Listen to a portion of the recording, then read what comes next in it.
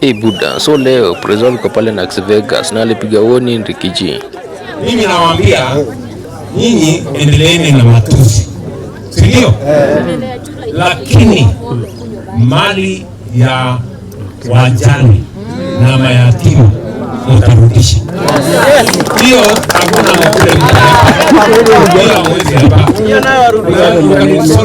As much as you want.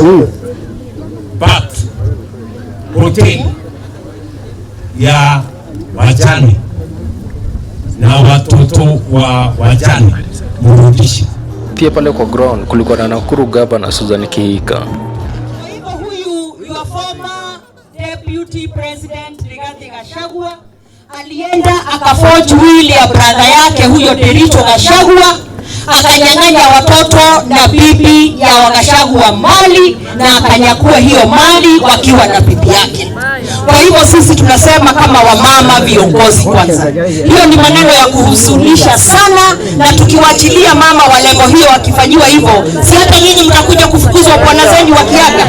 Kwa hivyo sisi kama wamama tunasema Your Excellency the President, stand with the women of this country, stand with the family of Derito Gachagua.